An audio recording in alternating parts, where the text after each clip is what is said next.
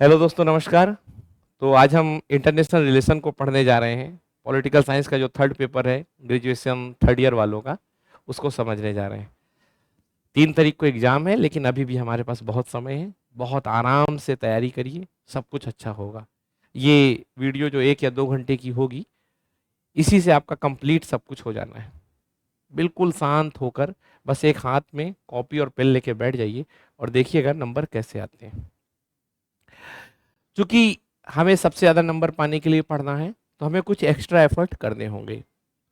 इस पेपर में अगर आप मैप का सहारा लेते हो, मतलब आपका जो भी क्वेश्चन आएगा उसका जब आप आंसर लिखोगे, तो आंसर में किसी ना किसी देश के बारे में या किसी ना किसी नेशन स्टेट के बारे में जरूर चर्चा करोगे। और वो देश या नेशन कहीं ना कहीं तो मैप में होगा ही। तो आपको उसकी लोकेशन जरूर दिखानी है मैप में। और जैसे ही आप मैप बना के आओगे, तो आपको सबसे बेहतरीन मार्क्स मिलेंगे। थोड़ी डर लग रहा होगा कि मैप बड़ा टफ होता है, बहुत कठिन होता है, कैसे बनेगा। बिल्कुल आपको टेंशन नहीं लेना, बहुत आराम से बन जाता है। एक बार मैं आपको प्रैक्टिस करा दे रहा हूं, आप देखिएगा। और बहुत सटीक मैप नहीं बनाना, बस काम चलाओ बनाना है, लेकिन आप देखोगे एग्जाम में वो भी अच्छा लगेगा। क्योंकि एग्जाम में जब कोई कुछ नहीं कर रहा, आप उससे थोड़ी सी अच्छा कर रहे हो, तो चीजें बहुत बेहतर होंगी। चलिए देखिए। तो सबसे पहले हम शुरुआत अपनी भारत माता से ही करेंगे। तो आपको क्या करना है कि हमेशा एक ऐसे ब्रैकेट बना लेना है। इस वाले पार्ट को थोड़ी ज्यादा छोड़ना है। फिर उसमें नीचे साइड से आपको ऐसे भारत की शुरुआत करनी है, बस। ठीक है। फिर ऐसे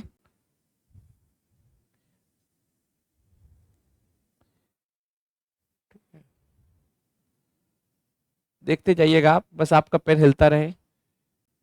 ठीक है।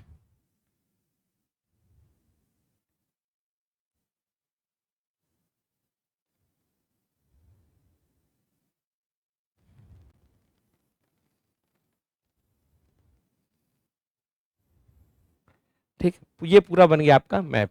ये हो गया अफ्रीका, ये हो गया यूरोप, ये हो गया रसिया, ये हो गया चाइना, ये हो गया इंडिया, ये हो गया आपका नॉर्थ अमेरिका, ये आपका हो गया साउथ अमेरिका, ये हो गया आपका यूएसए, ये हो गया आपका कनाडा, ये होगा आपका मैक्सिको। और इस तरह आप देखो पूरा मैप बन चुका। कितने कम समय में बना, वो भी बोर्ड पे। पेन में बनाने में इसको ज़्यादा से ज़्यादा, मैक्सिमम अगर आप समय लोगे तो 1 मिनट लोगे। और 1 मिनट में अगर ये मैप बनेगा और आपको इससे 1 से 5 नंबर के बीच एक्स्ट्रा नंबर आएंगे हर क्वेश्चन में, मतलब पूरे पेपर में अच्छे खासे मार्क्स आ सकते हैं। कॉपी भर जाएगी, सुंदर लगने लगेगी, और आपका कॉन्फिडेंस बढ़ जाएगा।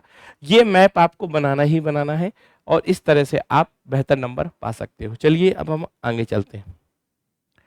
ठीक है। ये रहा आपका नोट्स। ठीक। तो शुरुआत करते हैं।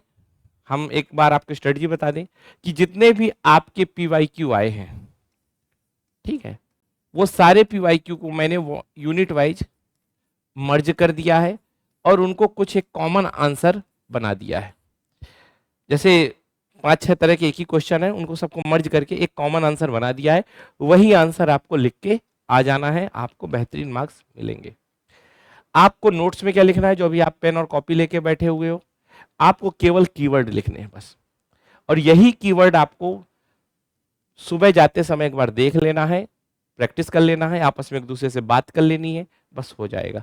तो सबसे पहले हम बात करते हैं nature and scope of international relation. तो देखिए, international relation was understood as the study of diplomatic relation and foreign policy of sovereign state.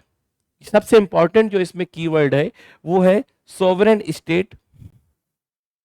Sovereign state किसे कहते हैं, जो किसी के दबाव में काम ना करे। सॉवरेन या संप्रभु राज्य किसे कहते हैं, संप्रभु राज्य किसे कहते हैं, जो किसी के दबाव में काम ना करे, मतलब जिसके ऊपर कोई शक्ति ना हो। सर्वोच्च शक्ति जिसके पास होती है उसी को कहते हैं संप्रभु। देखो, जैसे भारत को कोई नहीं दबा सकता सैद्धांतिक तौर पे, पाकिस्तान को कोई नहीं दबा सकता सैद्धांतिक तौर पे। यहां तक कि एक छोटा सा अगर देश देखो, हैती देखो, होंडुरस देखो, इनको कोई दबाव नहीं है, ये जो चाहे वो कर सकते हैं। अपने राज्य के अंदर किसी को भी फांसी दे सकते हैं, किसी को भी गोली मरवा सकते हैं सजा के तहत, या बाहर भी किसी पे हमला कर सकते हैं। तो जो संप्रभु राज्य होता है, अगर उसे बहुत सरल या व्यवहारिक भाषा में पढ़ें, तो जो सर्वोच्च शक्ति रखता है, तो ऐसी संस्थाएं जो सर्वोच्च शक्ति रखती हैं उसी को हम राज्य कहते हैं, और उसी को हम संप्रभु राज्य कहते हैं। जैसे 1947 के पहले भारत राज्य था किस मामले में, कि ज्योग्राफिकल है, लोग हैं, सरकार है, लेकिन संप्रभु राज्य नहीं था, इसलिए उसको कंप्लीट राज्य नहीं कहते थे, ठीक है, डोमिनियन स्टेट कहते थे, सोवरेन स्टेट नहीं कहते थे। जिस दिन अंग्रेज चले गए, हम खुद के मालिक हो गए, उस दिन हम पूर्ण राज्य बने, सोवरेन स्टेट बने। तो याद रखना, जो इंटरनेशनल रिलेशन होता है, इंटरनेशनल जो रिलेशन होता है, उसमें बेसिकली सोवरेन स्टेट और सोवरेन स्टेट के मध्य की जो नीति होती है, जो पॉलिसी होती है, उसी को पढ़ा जाता है, जिसको आप फॉरेन पॉलिसी बोलते हो, ठीक। तो याद रखना कि सोवरेन स्टेट की मध्य क्या, डिप्लोमेटिक रिलेशन और फॉरेन पॉलिसी है ना, मतलब सोवरेन, इसी को आप कहते हो इंटरनेशनल रिलेशन की पढ़ाई, स्टडी। देखो इंटरनेशनल रिलेशन मतलब आपको पता है कि जब हम संप्रभु राज्यों के मध्य की विदेश नीति, उनके कूटनीतिक संबंधों के बारे में चर्चा करते हैं, तो उसको हम इंटरनेशनल रिलेशन कहते हैं, ठीक। समझ में आ रही बात। अब देखो, international relation was understood as the study of diplomatic relation and the foreign policy of the sovereign state. However, especially after the Second World War, the discipline underwent in a significant transformation both in nature and scope. मतलब ये कहना चाहता है कि देखो, world war के पहले जो फर्स्ट वर्ल्ड वॉर हुआ था, ठीक है, उसके पहले क्या होता था ना, या second world war first world war का दौर है, उसके पहले ये सब ज्यादा ध्यान नहीं दिया जाता था। ये माना जाता था कि आपस में लड़ो जीतो, बस, ज्यादा चर्चा नहीं होती थी। मतलब मित्रता और शत्रुता, क्या शत्रुता ही ज्यादातर रहती थी, ऐसा कोई स्कोप नहीं था कि देशों के बीच में प्रेम और सौहार्द भी हो सकता है, ये ज्यादा सब विषय नहीं था। हर देश एक दूसरे के ऊपर शंका करता रहता था, लड़ाइयां होती रहती थी। लेकिन सेकेंड वर्ल्ड वॉर के बाद क्या हुआ, जब लड़ाई करते करते थक गए, तो ये समझ में आया कि अब आपस में भी मिलके रहा जाता है। तो आपस में मिलके रहने के लिए क्या करना पड़ेगा, नीतियां बनानी पड़ेंगी। एक देश दूसरे देश के संदर्भ में, दूसरा देश तीसरे देश के संदर्भ में, इन्हीं सब नीतियों का जो अध्ययन है उसको हम फॉरेन पॉलिसी कहते हैं। तो बेसिकली सेकेंड वर्ल्ड वॉर के बाद ये सब्जेक्ट बहुत व्यापक दौर में उभरा। सेकेंड वर्ल्ड वॉर के पहले बहुत कम स्तर पे इसका अध्ययन होता था, क्योंकि बहुत ज्यादा इंटरनेशनल रिलेशन जैसे सब्जेक्ट को महत्व नहीं दिया जाता था, क्योंकि इतना व्यापक नहीं हम सोचते थे, ठीक है। फिर इंटरनेशनल रिलेशन में क्या याद रखना, एक और शब्द यूज करना, मल्टी डिसिप्लिनरी, मतलब बहुविषयक होता है। दो देशों के बीच में आर्थिक संबंध भी पढ़ते हैं, सामाजिक संबंध भी पढ़ते हैं, सांस्कृतिक संबंध भी पढ़ते हैं। जैसे भारत और नेपाल के सांस्कृतिक संबंधों का अध्ययन करते हैं, कल्चरल रिलेशन का। जैसे भारत और जापान के बीच में कल्चरल रिलेशन का बहुत ज्यादा अध्ययन होता है, अयोध्या को लेकर जैसे आप देखोगे, ठीक है। फिर हम इसमें सांस्कृतिक संबंधिक, फिर रणनीतिक संबंध को पढ़ते हैं, फिर रक्षा संबंधित को पढ़ते हैं, आर्थिक तो सबसे ज्यादा इंपॉर्टेंट है, राजनीतिक संबंध को हम देखते हैं, और सब आपस में बहुत जुड़े होते हैं। तो इंटरनेशनल रिलेशन जो होता है वो बहुविषयक होता है, ठीक। केवल राजनीतिक संबंध नहीं देखता कि भारत और पाकिस्तान का क्या संबंध है राजनीतिक, हम राजनीतिक भी देखेंगे, हम आर्थिक भी देखेंगे, हम सांस्कृतिक भी देखेंगे, हम सामाजिक भी देखेंगे, और सब आपस में बहुत इंटीग्रेटेड होते हैं। तो याद रखना, जो इंटरनेशनल रिलेशन से जुड़ी हुई पढ़ाई होती है वो बहुत जटिल होती है। जैसे मैं आपको एक उदाहरण दूं कि चीन और जापान आर्थिक रूप से एक दूसरे से बहुत कनेक्ट है, लेकिन सांस्कृतिक या पॉलिटिकल एंगल में एक दूसरे के दुश्मन है। मतलब इतना आप कठोर वर्ड यूज मत करना, लेकिन एक दूसरे की बिल्कुल नहीं बनती। भारत और चीन इकोनॉमिकल रिलेशन बहुत मजबूत है, लेकिन पॉलिटिकल और कल्चरल रिलेशन उतने स्ट्रांग नहीं है। तो आप देख रहे हो कितने कॉम्प्लेक्स हैं, मतलब एक तरफ दोस्ती भी, एक तरफ दुश्मनी भी।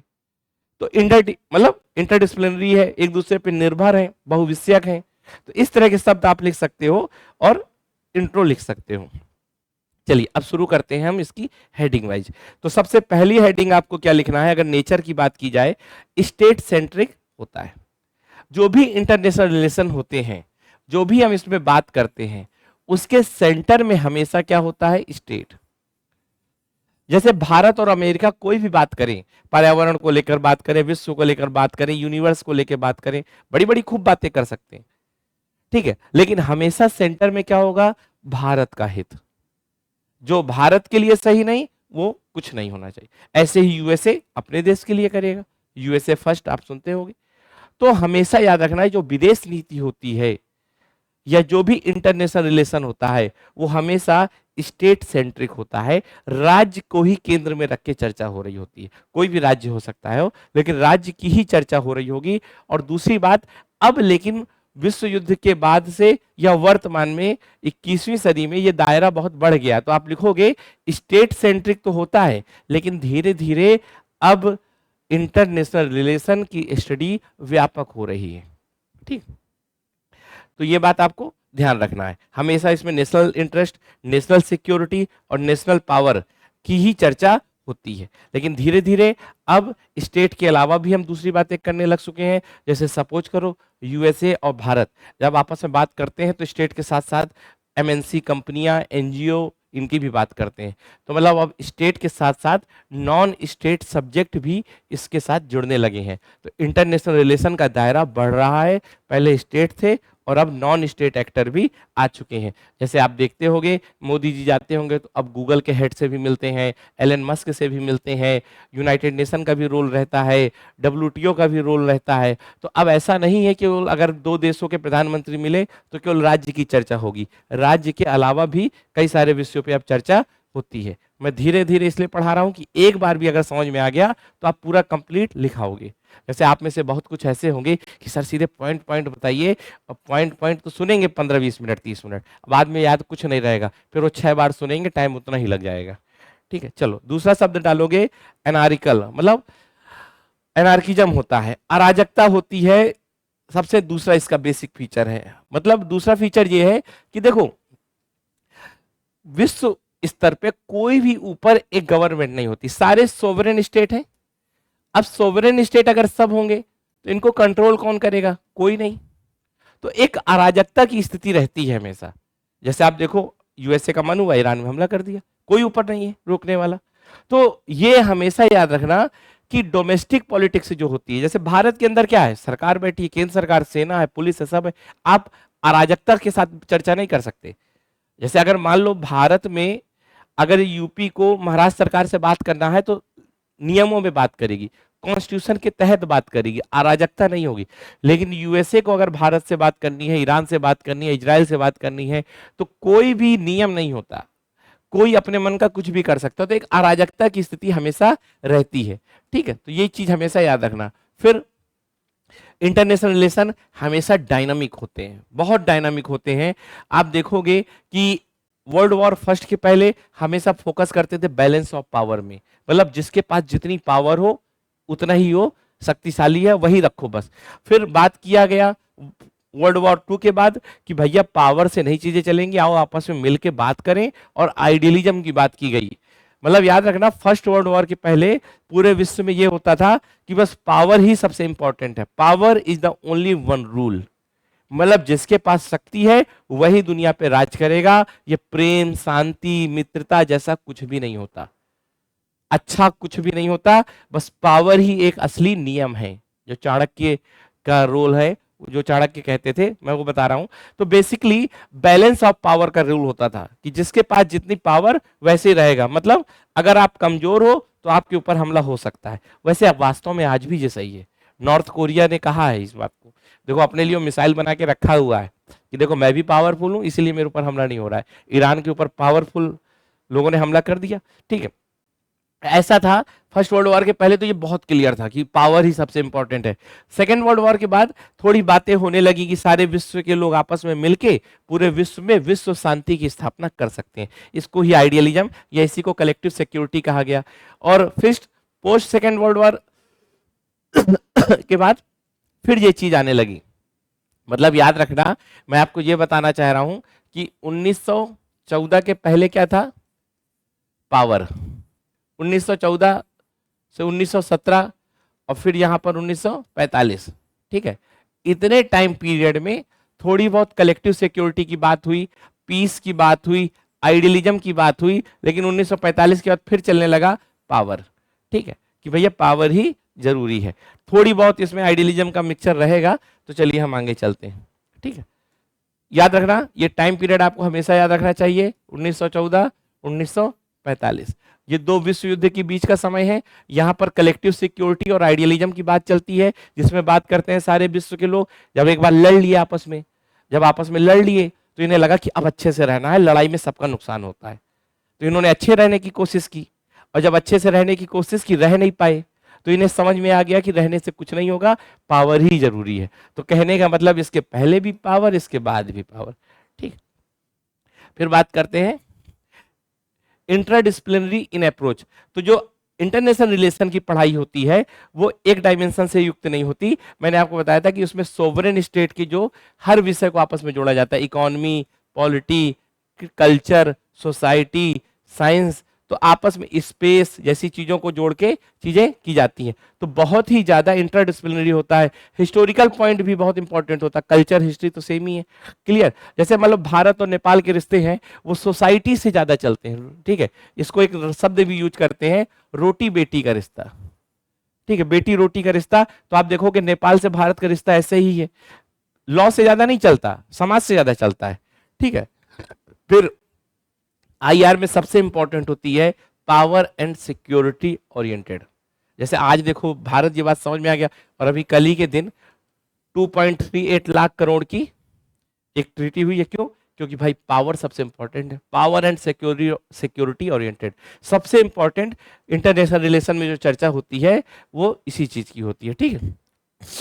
फिर थ्योरी ड्रिवन होती है, मतलब कोई देश है वो रियलिज्म को मानता है तो वैसे ही अपने रिलेशन रखेगा, कोई लिबरलिज्म है, कोई मार्क्सिज्म है, कोई कंस्ट्रक्टिविज्म है, किसको मानते हो। जैसे आप देखो भारत है, मैं आपको एक एग्जांपल बताता हूं कि भारत का जो इंटरनेशनल रिलेशन है, आप गौर करो कि नेहरू के समय में अलग थी और आज जो इरा चल रहा है, ए भाई भाई चलो इधर, ठीक है, नेहरू जी के नाम पे क्या हुआ, और जो मोदी के टाइम है वो अलग है। ये बहुत ज्यादा आइडियलिज्म या लिबरलिज्म, ये बहुत ज्यादा रियलिज्म ओरिएंटेड है। तो कोई ना कोई एक थ्योरी से ही चीजें चलती है, ठीक है।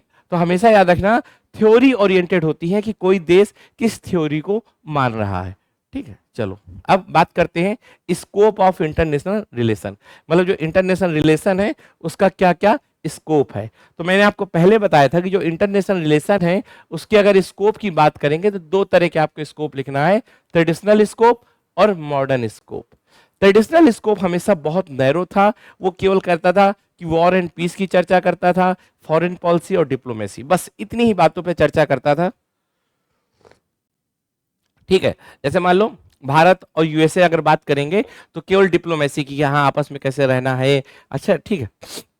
वॉर एंड पीस की बात करता था, आप किसके साथ हो किसके साथ नहीं हो, अलायंस और फॉरेन पॉलिसी, है ना, कि आपकी क्या क्या नीति है आप हमें बता दो, बस इतनी बात होती थी। लेकिन पोस्ट वर्ल्ड वॉर के बाद, ठीक है, याद रखना पोस्ट वर्ल्ड वॉर जब भी शब्द आता है तो इस टाइम पीरियड के बाद, ठीक है, इस टाइम पीरियड के बाद जो इंटरनेशनल रिलेशन का स्कोप था वो बहुत बदल गया। याद रखना, मैं फिर बता रहा हूं, ये टाइम पीरियड है, इस टाइम पीरियड के पहले जो स्कोप था वो राज्य दो आपस में बात करते थे, केवल किसकी, डिप्लोमेसी की, मतलब आपस में संबंध रखने हैं कैसे, अलायंस मतलब किसके साथ आपको दोस्ती करनी है, किसके साथ हमको दोस्ती करनी है, फॉरेन पॉलिसी कि आपका क्या क्या उद्देश्य है विश्व को लेकर, हमारा क्या क्या उद्देश्य है विश्व को लेकर, बस इतनी बात होती थी। लेकिन 1945 के बाद पूरे विश्व में बहुत सारी चीजें नई आ गई। उदाहरण के तौर पे कई सारे अंतरराष्ट्रीय संगठन बन गए, जैसे यूनाइटेड नेशन, WTO, WHO, ठीक है, यूनेस्को, यूनिसेफ, बहुत सारे आप देखते होंगे, है ना, IAEA, है ना, जो आज की डेट में बहुत ज्यादा फेमस है। बहुत सारे संगठन बन गए, साथ में कुछ ऐसी ऐसी कंपनियां बन गई जो स्टेट के कहीं ना कहीं इक्विवेलेंट पावरफुल हो गए, जैसे गूगल, माइक्रोसॉफ्ट, ठीक है। जैसे आप देखते हो एलन मस्क की इस समय बन रही, ठीक है, अलीबाबा, अमेजॉन, फ्लिप, ये कई सारी ऐसी कंपनियां बन गई, इनका भी एक रोल हो गया। फिर कई सारे ऐसे सब्जेक्ट आ गए ग्लोबल एरा में जो पहली बार चर्चा के विषय बने, जैसे टेररिज्म, जैसे क्लाइमेट चेंज, जैसे ओजोन लेयर, जैसे इन्वायरमेंट, इस तरह की बातें भी होने लगी। तो मैं कह रहा हूं आपको कि 1945 के बाद से कई सारे नए विषय आए, ठीक है, कई सारे नए विषय हो गए जो चर्चा के होने लगे, जैसे एनवायरनमेंट, टेररिज्म, टेक्नोलॉजी, स्पेस। साथ में कई सारी संस्थाएं आ गई, सारे में कई सारे और भी एजेंट आ गए। तो इस तरह आपको समझ में आ गया कि जो विदेश नीति पहले केवल दो राज्यों के बीच में बात होती थी, अब उसमें इतनी चीजें और भी जुड़ रही होंगी, तो मैटर बड़ा हो जाएगा। जैसे पहले हम और तुम मान लो दोस्त हो, एक दूसरे की बस चर्चा करें, लेकिन फिर मान लो कि हम दोनों कंपनी कुछ स्टेब्लिश कर लें, हम दोनों का दायरा बड़ा हो जाए, कुछ नए विषय जुड़ जाए, तो फिर जब बात करेंगे तो कई सारी चीजें और जुड़ जाएंगी। उसी को कहते हैं मॉडर्न अप्रोच। तो जो मॉडर्न अप्रोच है उसमें आप देखो कि इंटरनेशनल ऑर्गेनाइजेशन का रोल बढ़ गया। आप देखोगे कि कैसे पीस कीपिंग, ग्लोबल गवर्नेंस की बात चलने लगी। देखो ग्लोबल गवर्नेंस का मतलब क्या समझो, कि पहले जो राज्य होते थे वो आपस में अलग अलग रहते थे अपना, ठीक है, कोई ऐसा नहीं था जो पूरे विश्व में नियम बना सके। 1917 के बाद से एक कोशिश हुई कि पूरे विश्व में कोई एक ऐसी संस्था बनाई जा सके जो आपस में ये सब मिलकर डिसाइड किया कि कोई ऐसी संस्था बनाए जो पूरे विश्व को रेगुलेट करे, अर्थात ग्लोबल गवर्नेंस का कॉन्सेप्ट आया। मतलब वैश्विक सरकार की बात हुई। जैसे अभी तक आपने राज्य सरकार सुनी थी, भारत की सरकार, पाकिस्तान की सरकार, अफगानिस्तान की सरकार, फ्रांस की सरकार, लेकिन पहली बार बात हुई जब लड़ाई वड़ाई करके थक गए तो लगा कि चलो हम दोनों मिलके अपने ऊपर किसी को बैठा लें ताकि हम दोनों को वो देखता रहे, और यहीं से ग्लोबल गवर्नेंस का कॉन्सेप्ट शुरू हुआ। उसी को मैं आपको बता रहा हूं कि ग्लोबल गवर्नेंस की जगह कई सारी संस्थाएं बनी, उन्हीं को आपको लिखना है। फिर डीकोलोनाइजेशन और डेवलपमेंट जैसे विषय भी इंटरनेशनल रिलेशन में आने लगे कि कैसे पूरे विश्व को एक दूसरे को मदद करनी है। जैसे आप देखो जापान है, भारत में डेवलपमेंट के लिए कई सारे प्रोग्राम चला रहा है।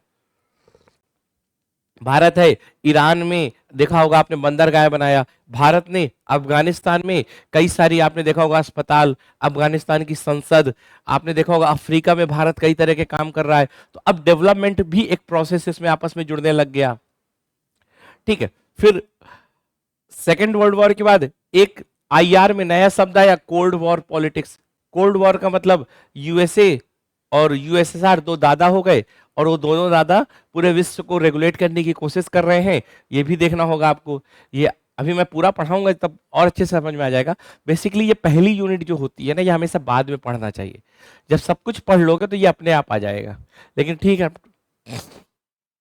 फिर एक न्यूक्लियर जैसा कॉन्सेप्ट आया, नाभिकीय शक्ति।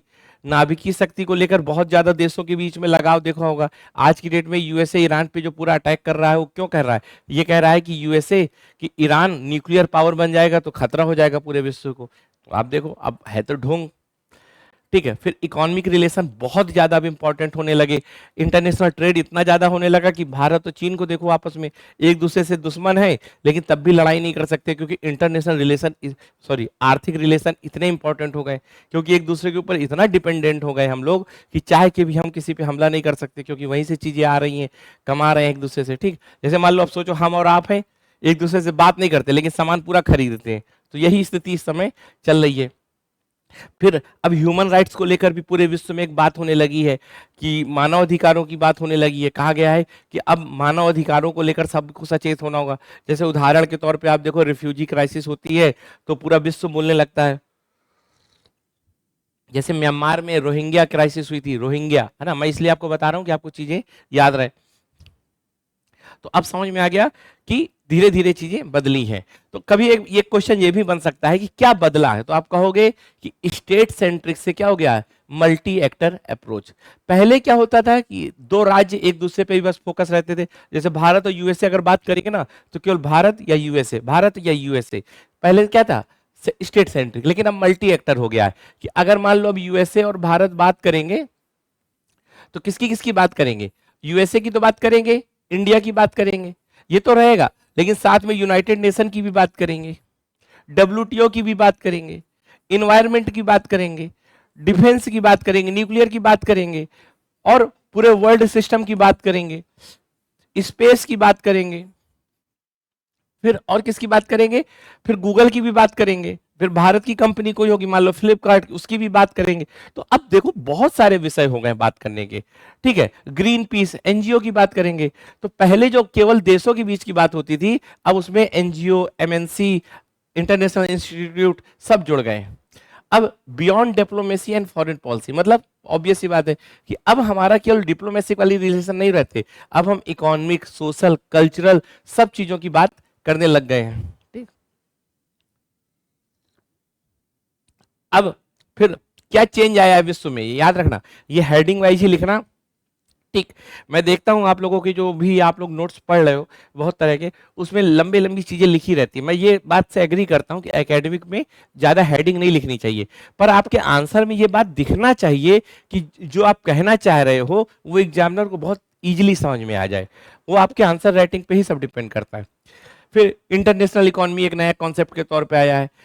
फिर वर्तमान में सिक्योरिटी और स्ट्रेटेजिक स्टडी को लेकर बहुत ज्यादा ध्यान है। ये आप युद्ध से ही समझ में आ रहा होगा, जैसे साइबर सिक्योरिटी एक नया मैटर आया खतरे को लेकर, ठीक। तो ये सब चीजें आपको लिखना है, ठीक है। चलिए अब हम चलते हैं आगे पढ़ते हैं, ठीक है।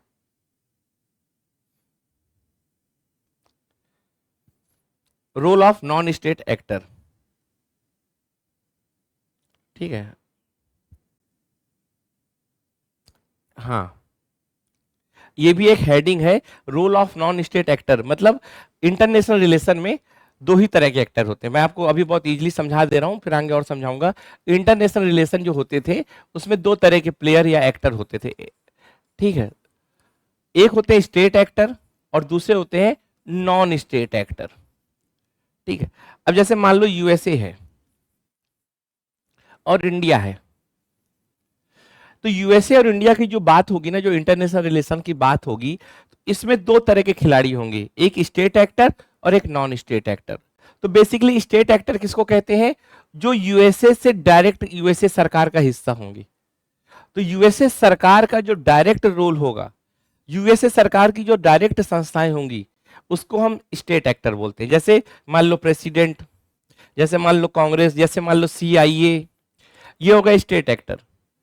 लेकिन ऐसा नहीं है कि यूएसए और भारत में बस इनका ही रोल है, कुछ ऐसी भी संस्थाएं होती हैं जो मेन रोल प्ले करती हैं। जैसे मान लो सपोज करो गूगल, अमेजॉन, जैसे मान लो एलन मस्क, जैसे मान लो ग्रीन पीस, जैसे मान लो एमनेस्टी इंटरनेशनल, जैसे मान लो यूनेस्को। ये सारी संस्थाएं, आप देखो यूएसए की सरकार का डायरेक्ट हिस्सा नहीं है, वहां की सोवरेन बॉडी नहीं है, लेकिन रिलेशन में रोल प्ले कर रहे हैं। तो ऐसी संस्थाओं को नॉन स्टेट एक्टर बोलते हैं। जैसे मान लो भारत और पाकिस्तान के रिलेशन में आईएसआई रोल प्ले करे डायरेक्ट, है ना। अभी आप धुरंधर मूवी देख रहे हैं, तो अगर आईएसआई का रोल है तो वो क्या है, सोवरेन, सोवरेन है, क्योंकि सरकार का हिस्सा, सरकार की सैलरी से चल रहा है सब कुछ, सरकार का डायरेक्ट उसमें लिंक है, उसको कहेंगे स्टेट एक्टर। लेकिन आतंकवादी संगठन जो है वो नॉन स्टेट एक्टर है। समझ में आ गई बात, ठीक। जैसे मान लो भारत है, भारत में एक स्वामीनारायण संस्था है, स्वामीनारायण संस्था ने अरब कंट्री में अपने मंदिर बनवाए, तो आपस में रिलेशन मजबूत हुआ। तो ये भारत सरकार ने नहीं किया, ये भारत की एक संस्था है उसने किया, जिसका भारत सरकार के साथ कोई डायरेक्ट कनेक्शन नहीं है। तो इसको आप कहोगे नॉन स्टेट एक्टर, ठीक। तो अब जो नया रोल आ रहा है उसमें नॉन स्टेट एक्टर का भी बढ़ गया है। मैं इसलिए आपको बता रहा हूं कि अगर ये क्वेश्चन आ जाए कि इंटरनेशनल रिलेशन में क्या क्या नए चेंज आए हैं, तो आपको बताना है मल्टी सेक्टर स्ट्रेटजिक ज्यादा हो गया है, और मतलब स्टेट सेंट्रिक से मल्टी सेक्टर हो गया। फिर नॉन स्टेट एक्टर का रोल बढ़ गया है, इकोनॉमिक ओरिएंटेड बहुत हो गया है, मल्टी डायमेंशनल बहुत ज्यादा हो गया है, ग्लोबल गवर्नेंस का कॉन्सेप्ट आ गया है, ग्लोबलाइजेशन का कॉन्सेप्ट आ गया है। ये सब बातें आपको लिखनी है।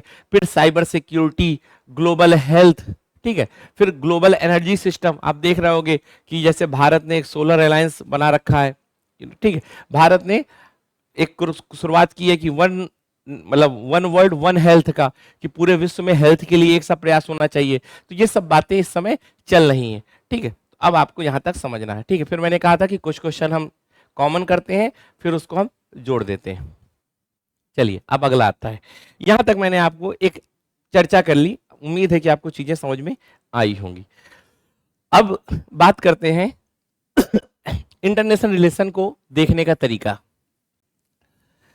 पूरे विश्व में दो मुख्य तरह की विचारधाराएं हैं, आइडियोलॉजी है, जो बात करती हैं इंटरनेशनल रिलेशन की। जैसे इसको ऐसे समझना है, जैसे मान लो आपका एक दोस्त है जिसका नाम है योगेश, और योगेश कहता है कि भाई दोस्ती वोस्ती जैसी कोई चीज नहीं होती, कोई किसी का सगा नहीं होता, समझो अपने फायदे का काम करो, अपने आप की केयर करो, यही रिश्ते का आधार होना चाहिए।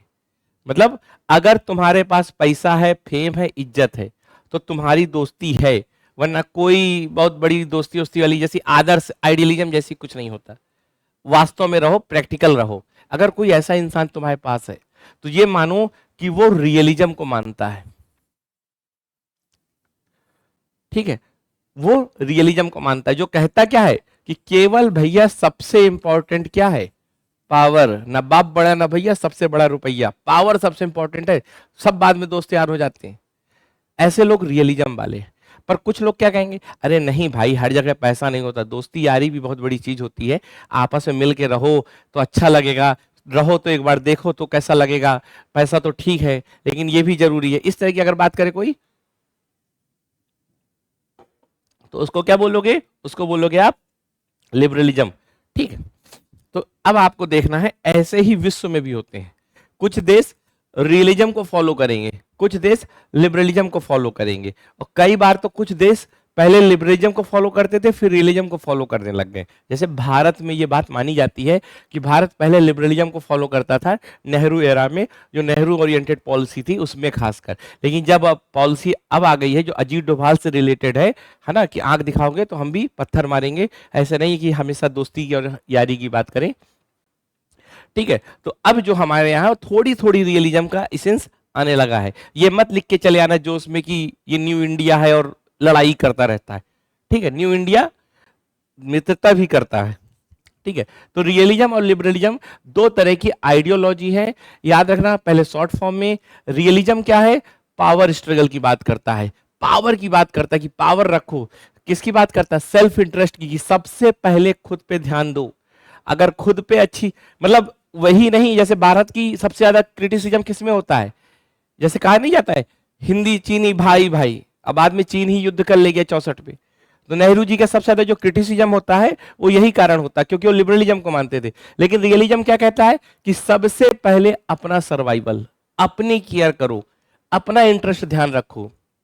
क्यों, क्योंकि रियलिज्म जो आइडियोलॉजी वो मानती है कि कन्फ्लिक्ट इज नेचुरल, मतलब विवाद रहेंगे ही रहेंगे। जैसे मान लो मैं कहूं कि मैं और तुम है दोस्त हो ही नहीं सकते, क्यों नहीं हो सकते, क्योंकि अगर हम तुम रहेंगे तो मैं अपने फायदे के लिए करूंगा काम, तुम अपने फायदे के लिए करोगे, तो लड़ाई होनी ही होनी है। या तो तुम बेवकूफ बनो या तो हम बेवकूफ बने, तब मित्रता रहेगी, ये पॉसिबल नहीं है। तो अगर हम दोनों समझदार होंगे तो कन्फ्लिक्ट आने ही आने हैं। तो अब कन्फ्लिक्ट आएंगे तो उसको कैसे बचाओगे, उसके लिए पावर। तो कहने का मतलब अल्टीमेट किस चीज की बात की जा रही है रियलिज्म में, power is only one rule to survive, ठीक है। ये हमेशा सिक्योरिटी को ऊपर रखते हैं मॉरलिटी से ज्यादा, बहुत बड़ी बड़ी बातें नहीं करते, सिक्योरिटी सबसे पहले है, देश का हित सबसे पहले है। हमेशा ये बात करते हैं सेल्फ हेल्प सिस्टम, अपने हाथ में अपनी केयर है, किसी के भरोसे आप नहीं बैठ सकते। तो याद रखना रियलिज्म को जो मानते हैं, इतनी बातें आपको बहुत अच्छे से याद रखना है। इजराइल इसमें बहुत इंपॉर्टेंट देश है, यूएसए इसमें बहुत इंपॉर्टेंट देश है, वर्तमान में भारत भी इसको बहुत ज्यादा मान रहा है। इस तरह की बातें आपको याद रखनी है। याद रखना रियलिज्म फर्स्ट वर्ल्ड वॉर के पहले बिल्कुल सबको इसी को मानते थे, सेकेंड वर्ल्ड वॉर के बाद इसको ही मान रहे हैं, लेकिन थोड़ी थोड़ी परिवर्तन आ चुका है। ये बात समझ में आ गई। अगर पूरे विश्व में केवल रियलिज्म को ही माना जाता तो यूनाइटेड नेशन जैसी संस्था ही ना होती, क्योंकि हर देश अपने लिए ही खड़ा होता। लेकिन थोड़ी थोड़ी रियलिज्म के अलावा लिबरलिज्म भी एक कॉन्सेप्ट है, तो आइए उसको भी हम पढ़ लेते हैं। लिबरलिज्म में जस्ट अलग है, वहां माना जाता है कि भैया लड़ाई से नहीं होगा, आपस में कोऑपरेशन करो, हर देश आपस में मिले, लड़ाई का कोई रिजल्ट नहीं आता, लड़ाई हमेशा बुरी चीज होती है। इसको कांट बहुत सपोर्ट करते थे, ठीक है। बेसिकली लिबरलिज्म वाले क्या कहते हैं कि कोऑपरेशन भी पॉसिबल है अगर दो देश आपस में मिलकर बात करें, तो ऐसा नहीं है कि दोनों में किसी एक का नुकसान हो। जैसे याद रखना, रियलिज्म की सबसे इंपॉर्टेंट लाइन है कन्फ्लिक्ट होगा। ये मानता है रियलिज्म कि अगर एक को फायदा होगा तो दूसरे को नुकसान होगा और लड़ाई होगी, अगर दूसरे को फायदा होगा तो एक को नुकसान होगा तो लड़ाई होगी। लेकिन लिबरलिज्म क्या मानता है कि दोनों को भी फायदा हो सकता है। ऐसा नहीं है कि एक को फायदा एक को नुकसान होता है, हमेशा प्रतिस्पर्धा ऐसी नहीं होती। कहा ऐसा भी माहौल हो सकता है जिसमें दोनों को फायदा हो। जैसे मान लो हम और आप हैं, आप सहयोग की मदद करो, सहयोग के कॉलेज में पढ़ाने जाओ, स्कूल में बच्चों को पढ़ाने जाओ, तो आपको भी उसमें सीखने को मिलेगा बहुत कुछ और हमको भी अच्छा लगेगा और हम उसके बदले आपको पढ़ा भी रहे हैं। जैसे आज की क्लास हम क्यों पढ़ा रहे हैं, क्योंकि बीए थर्ड ईयर के बहुत सारे बच्चे पॉलिटिकल साइंस के हमारे सहयोग पे काम करते थे और अब हमारा टाइम है उनके लिए काम करने का, तो हम उनके लिए काम कर रहे हैं। वो बात अलग कि उसका फायदा सबको मिल रहा है, पर योगदान उसमें 4-5 बच्चों का ही है। जिनके लिए मैं पढ़ा रहा हूँ, मुझे इतनी खांसी आ रही है उसके बाद भी क्यों पढ़ा रहा हूँ, क्योंकि मैं उनके लिए अकाउंटेबल हूँ। उन्होंने सहयोग के लिए किया, अब सहयोग के तौर पे मैं उनके लिए काम करूंगा, ठीक। तो याद रखना, ये बेसिकली मानते हैं कि लिबरलिज्म वाले पीस पॉसिबल है, शांति से भी रहा जा सकता है और एक दूसरे के ऊपर हम सब निर्भर हैं। अगर एक दूसरे से हमेशा लड़ते रहेंगे तो नहीं चलेगा, तो ये बात इनकी मानी जाती है, ठीक है। ये पूरा का पूरा चार्ट है, इस चार्ट को थोड़ी अच्छे से समझो। रियलिज्म क्या मानता है, केवल और केवल पावर ही एकमात्र तरीका है जीने का, और लिबरलिज्म क्या मानता है कि पावर नहीं, कोऑपरेशन, सहयोग होना चाहिए, ठीक है, सहयोग। व्यू ऑफ ह्यूमन नेचर, अब देखो रियलिज्म ये मानता है कि जैसे हर इंसान स्वार्थी होता है। रियलिज्म की जो आइडियोलॉजी है, कहता है जैसे देखो हर इंसान स्वार्थी होता है, अपने लिए जीना चाहता है, कहता वैसे देश भी होते हैं। तो ये मानता है कि सारे देश सेल्फिश होते हैं, पावर सीकिंग होते हैं। जब सेल्फिश होंगे, पावर सीकिंग होंगे, तो हमेशा लड़ेंगे। लेकिन ये क्या मानता है कि लिबरलिज्म ऐसा नहीं है, कहा लोग समझदार होते हैं, लड़ाई करना हमेशा उचित नहीं होता, कई बार प्रेम से भी रहा जा सकता है, ठीक है। जैसे आज देखो यूएसए और ईरान आपस में लड़ रहे हैं, तो यूएसए के अंदर ही उसका विरोध हो रहा है। हर जगह लड़ाई जरूरी नहीं है, क्यों? क्योंकि इंसान कोऑपरेटिव और रैशनल होकर भी सोच सकता है। ये मुझे बहुत प्यारा सब्जेक्ट लगता है, क्योंकि एग्जाम है इसलिए जल्दी जल्दी पढ़ना पड़ रहा है, वरना इसको बहुत अच्छे से और पढ़ते, ठीक है। नेचर ऑफ इंटरनेशनल सिस्टम कैसा होगा, अगर रियलिज्म को मानेंगे तो कोई भी सेंट्रल अथॉरिटी नहीं होगी, मैंने आपको पहले बताया था, सब देश अपने अपने बारे में सोचेंगे और अराजकता होगी, कोई ग्लोबल पावर या ग्लोबल जैसा कॉन्सेप्ट नहीं होगा। इसमें क्या होगा लिबरलिज्म में, कि हम यूनाइटेड नेशन जैसी संस्था बनाएंगे, WTO, WHO, जो आपस में सब मिलके काम कर पाएंगे। फिर मेन एक्टर कौन होता है, देखो रियलिज्म में स्टेट ही सब कुछ करेगा, आपको पता है, ऑब्वियस सी बात है। लेकिन लिबरलिज्म में सारी संस्थाएं आपस में मिलकर काम करेंगी, जैसे NGO, MNC, स्टेट, तो ये सब चीजें आप देख लेना। गोल क्या होगा स्टेट का, रियलिज्म में सर्वाइवल सबसे इंपॉर्टेंट होगी, इसमें वेलफेयर, कॉपरेशन, म्यूचुअल गेन्स, इसमें विन विन सिचुएशन होगी। विन विन सिचुएशन मतलब आप भी आगे बढ़ो, हम भी आगे बढ़े, ठीक है।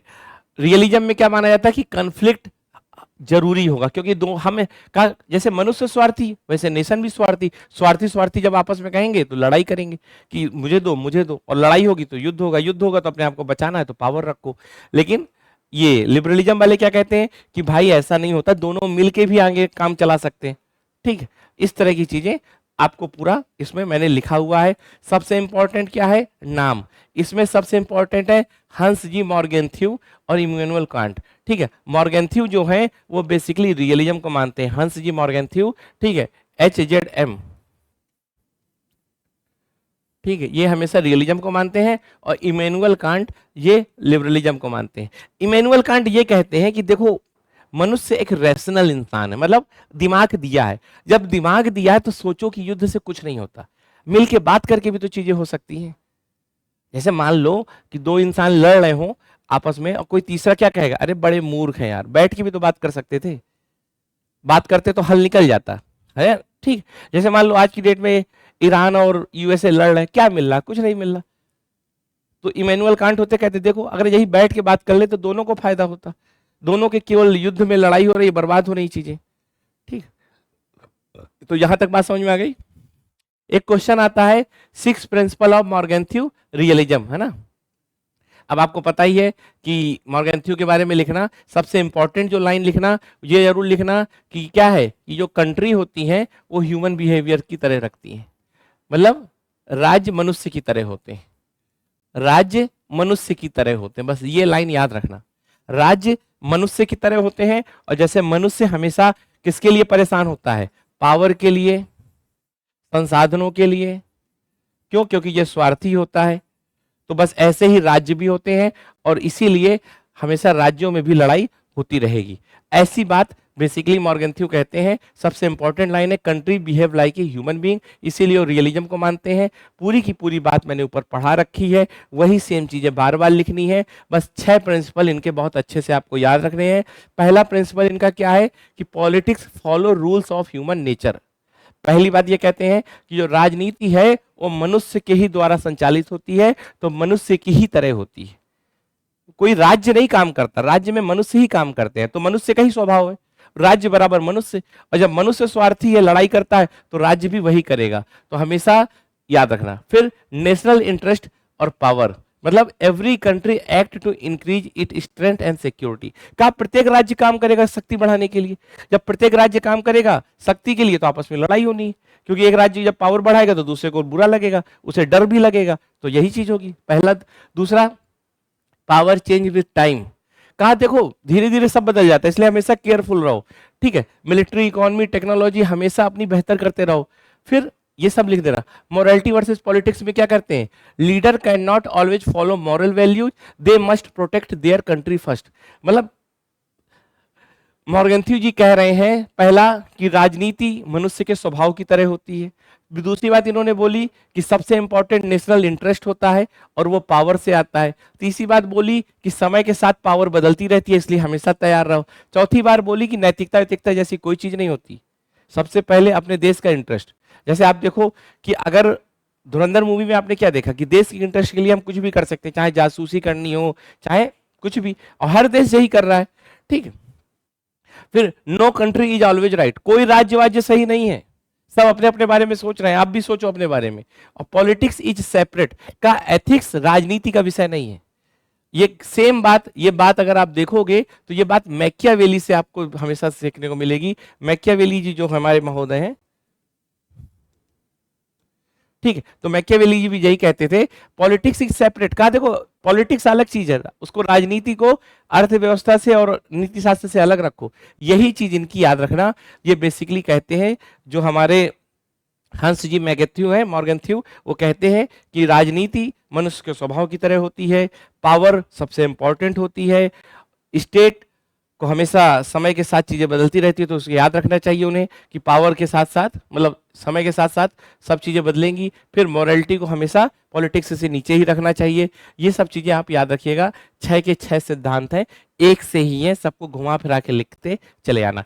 पहले के 2 हमेशा रट लेना, ताकि एग्जामिनर जब देखता है तो शुरू के ही 2 देखेगा, बाकी वो समझ जाएगा कि आपको पता है। अब इसकी फायदे क्या है, स्ट्रेंथ क्या है इनकी थ्योरी की, जो रियलिज्म थ्योरी है उसका स्ट्रेंथ क्या है, सच्चाई क्या है, ये समझो। सही बात है, ये साइंटिफिक अप्रोच है, वो सही कह रहे हैं, ठीक है। फिर रियलिस्टिक है, इंपेरिकल है, मतलब आप व्यवहार में भी यही तो देखते होगे। फिर एम्फेसाइजेज ऑन प्रूडेंस, समझदारी वाली बात भी करोगे तो इसी पे डिपेंड करता है, तो ये सारी चीजें आप लिख लेना, ठीक है। कमजोरी क्या है, पावर पे बहुत ज्यादा फोकस करते हैं। फिर नॉन स्टेट एक्टर की इंपॉर्टेंस को खत्म कर देते हैं।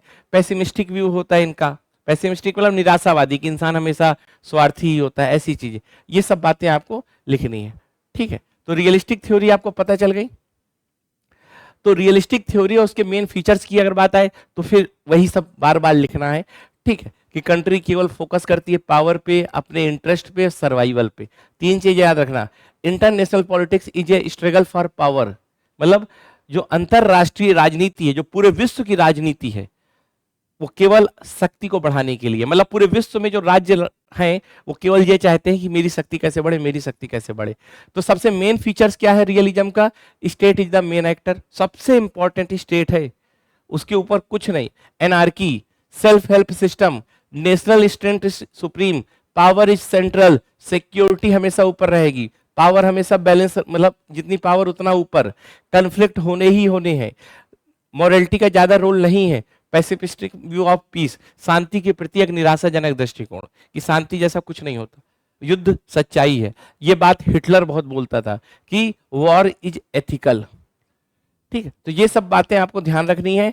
अब बात करते हैं टाइप्स ऑफ रियलिज्म की। दो तरह के रियलिज्म है, एक क्लासिकल रियलिज्म जिसकी शुरुआत की थी हंस जी मॉर्गेंथ्यू ने, मॉर्गेनथाउ कुछ भी आप बोलो, ठीक है।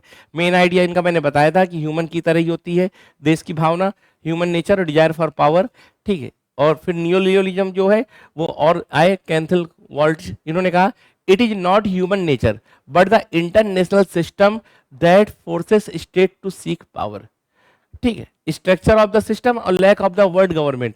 तो बेसिकली जो नियो रियलिज्म है वो ये कहता है कि पूरे विश्व की जो राजनीति है वो ऐसी ही रहेगी, इसलिए नहीं कि मनुष्य के स्वभाव की तरह, बल्कि इसलिए कि कोई भी वर्ल्ड गवर्नमेंट नहीं है।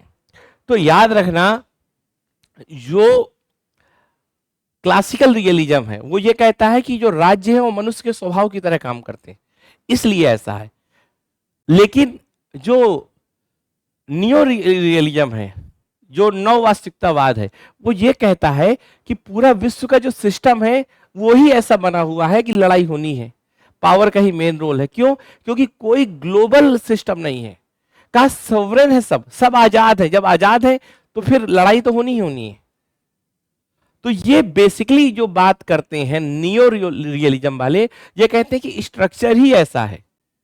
जैसे मान लो एक घर है, अगर मैं कहूं कि घर में सभी लोग स्वार्थी हैं इसीलिए लड़ाई होगी, तो ये बात हो जाएगी क्लासिकल रियलिज्म की।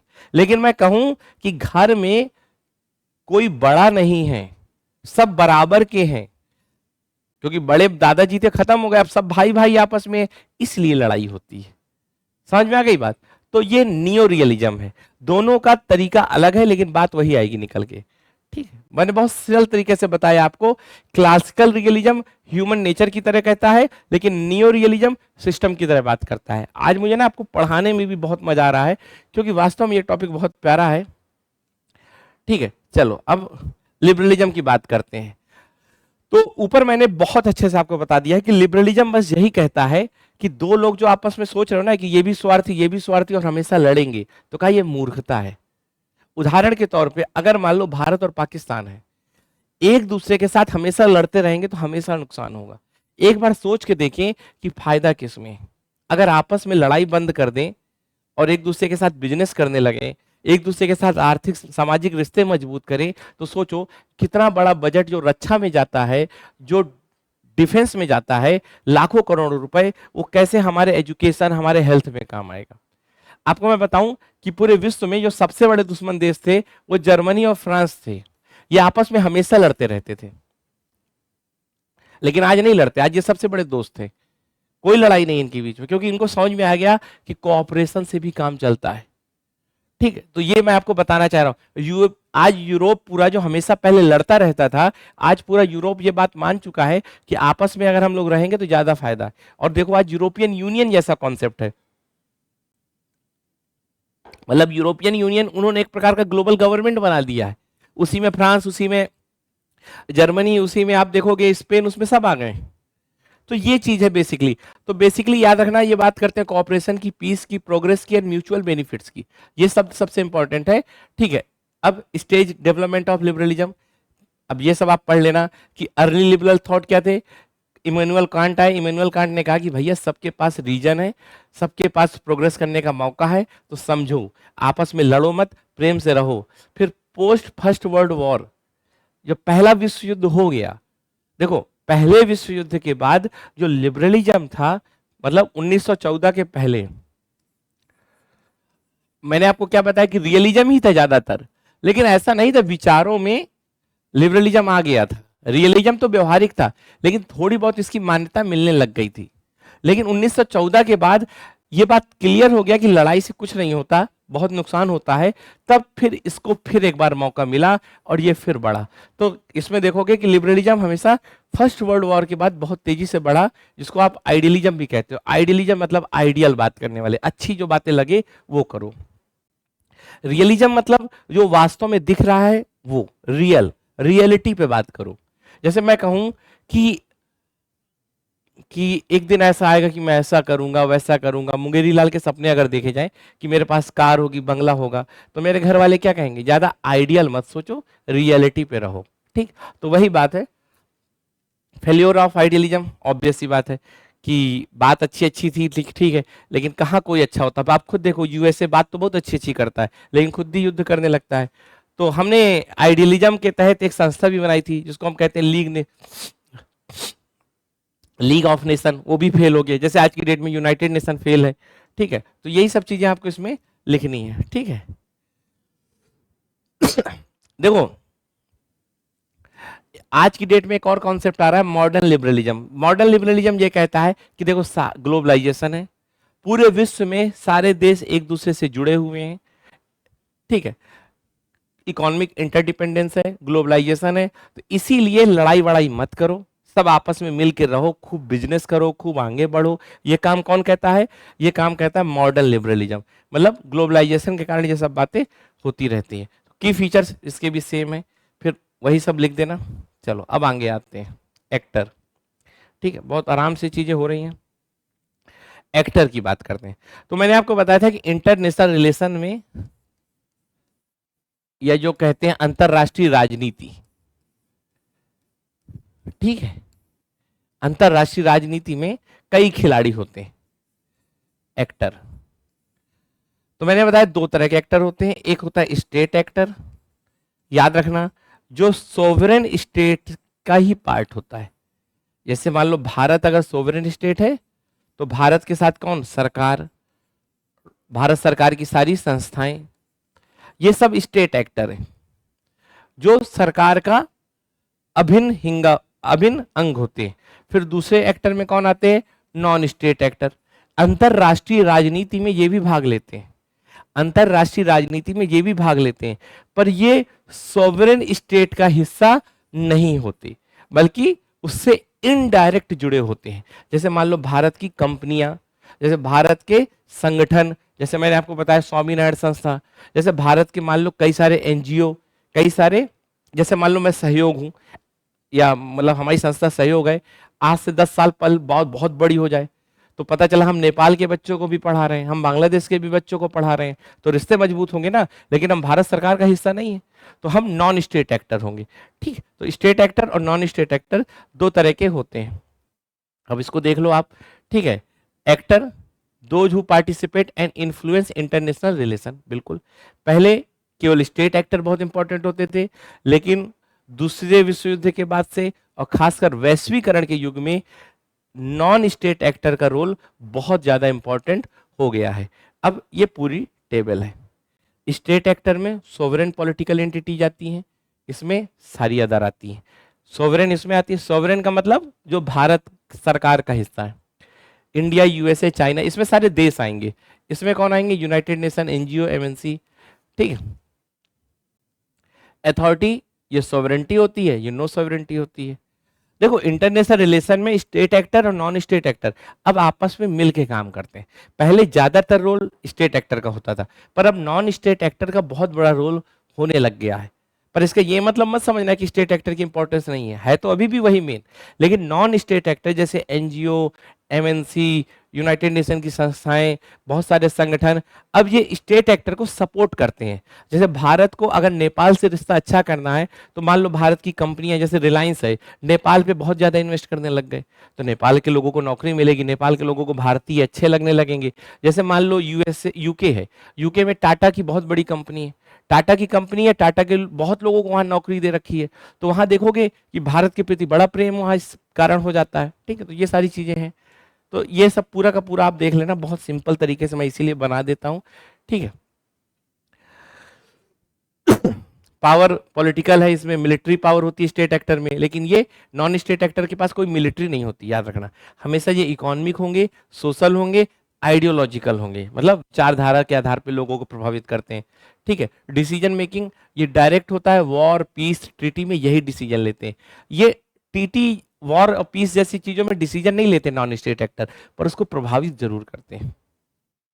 लीगल स्टेटस आपने देखा होगा कि जो स्टेट एक्टर होते हैं वो रिकॉग्नाइज अंडर इंटरनेशनल लॉ, जैसे यूनाइटेड नेशन है, इनको रिकॉग्नाइज करेगी अंतरराष्ट्रीय, अब भारत को तो रिकॉग्नाइज करेगी, पाकिस्तान को, अमेरिका को, सबको, ठीक है, लेकिन इसको नहीं, नॉन स्टेट एक्टर को बहुत कम रिकॉग्निशन मिलता है इंटरनेशनल लॉ के द्वारा, ठीक है, क्लियर। चलो अब role of non state actor in contemporary international relation, मतलब आधुनिक समय में जो अंतरराष्ट्रीय संबंध है उसमें नॉन स्टेट एक्टर का रोल बढ़ गया है, बहुत ज्यादा बढ़ गया है। और क्यों बढ़ गया है आप समझो। नॉन स्टेट एक्टर की चर्चा कभी भी हो तो इतनी पूरी चीजें लाइन से जरूर लिखना पहले, चाहे इंट्रो के तौर पे लिख देना, ठीक है, तो 2-3 पेज तो ऐसे ही भर जाएंगे, ठीक। Types of non state actor कौन कौन से होते हैं समझ लो। जैसे मान लो इंटरनेशनल ऑर्गेनाइजेशन, जैसे यूनाइटेड नेशन, जैसे, ठीक है, जैसे यूनेस्को, यूनिसेफ, WTO, WHO, जैसे development bank, Asian development bank, जैसे वर्ल्ड डेवलपमेंट, ब्रिक्स, ऐसे बहुत सारे संगठन इसमें काम आएंगे। फिर नॉन गवर्नमेंटल ऑर्गेनाइजेशन, जितने भी NGO हैं इसमें हमेशा एक नाम जरूर लिख के आना, ठीक है, ग्रीन पीस, ठीक, एमनेस्टी, ये नाम जरूर लिखना, एमनेस्टी। भारत को इसी ने परेशान भी किया था बहुत हद तक, और बहुत टाइट भी इसमें रहा, मानवाधिकार को लेकर ये बहुत बात करता है। एमनेस्टी की खासियत है कि अगर मान लो कोई आतंकवादी मारा गया जम्मू कश्मीर में तो ये बहुत आवाज उठाता है, लेकिन अगर कोई सैनिक मार दिया गया तो शांत रहता है। तो कहा जाता है कि कहीं ना कहीं हिडन फॉर्म में ये कुछ भारत के खिलाफ ही ज्यादा काम करता है, जैसे ग्रीन पीस, ठीक है। फिर मल्टीनेशनल कॉरपोरेशन, जो अंतरराष्ट्रीय स्तर पर काम करने वाली कंपनियां हैं, जैसे टाटा, जैसे रिलायंस, जैसे अडानी, जैसे अमेजॉन, फ्लिपकार्ट, ये सब चीजें, एप्पल, गूगल।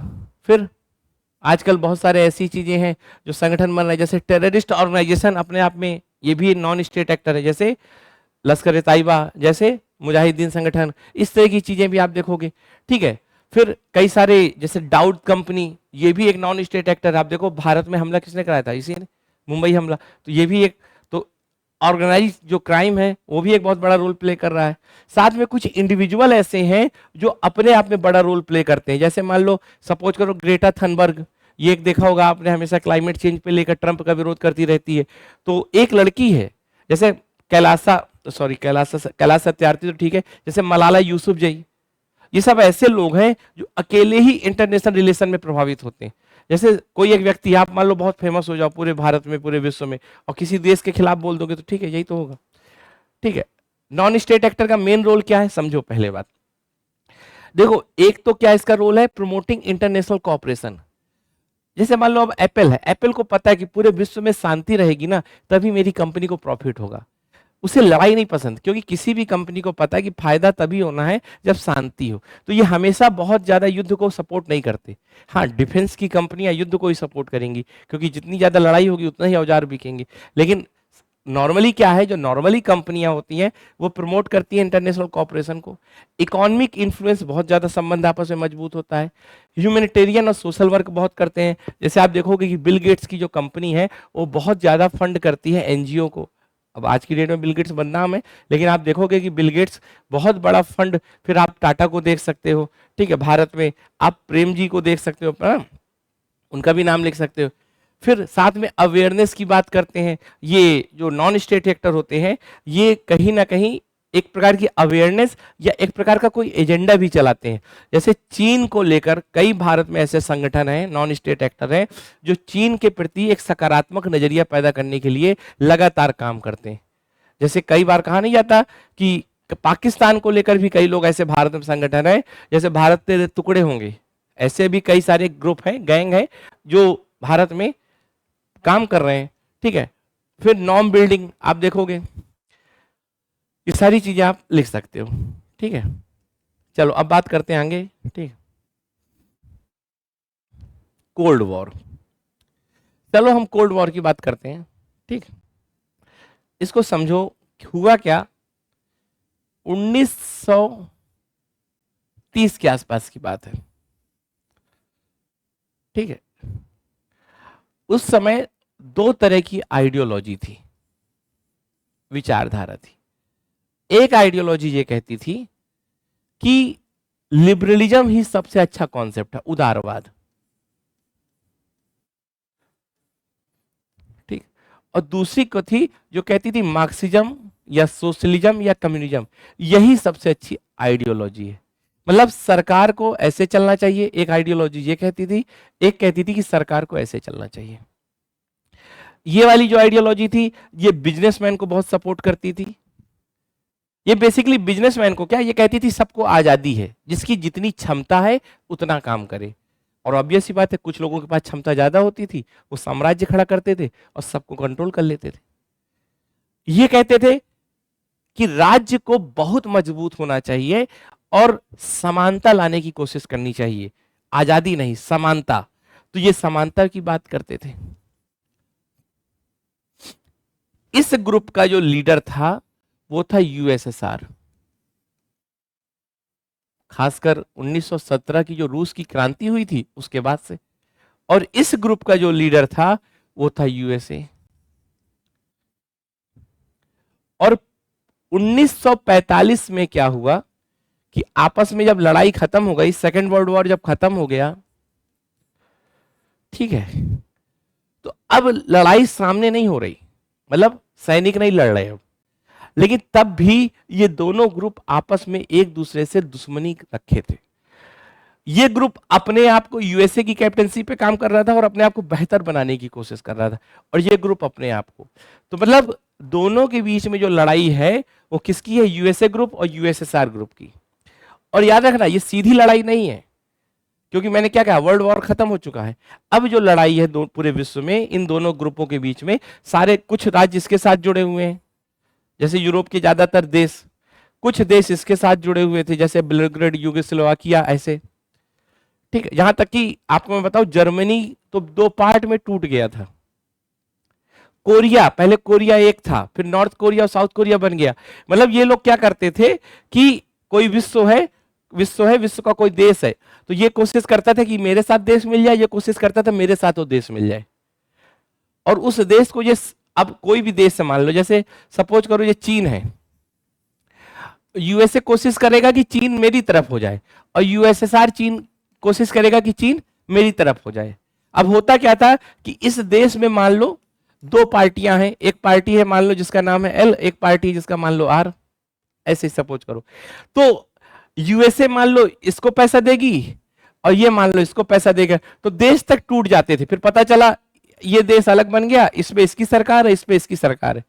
वियतनाम में थोड़ी समय के लिए, जैसे कोरिया में आप देखोगे यही हुआ, ठीक है। आप चीन में देखोगे कि चीन में जो बड़ा वाला है, पहले चीन में यूएसए के मन की काम हुआ, फिर यूएसएसआर सफल हो गया, तो यूएसए वाला जो था वो भाग के कहां चला गया, ताइवान में, आज वहां ताइवान है, और आप देखते होंगे, ठीक है। और बर्लिन, मतलब जर्मनी में तो क्या हुआ कि जर्मनी के बीच में एक पूरी दीवार उठा दी थी, एक तरफ यूएसए वाला था और एक तरफ यूएसएसआर वाला था। अब बाद में ये दीवार टूटी और वो आज तक बहुत सिंबॉलिक है।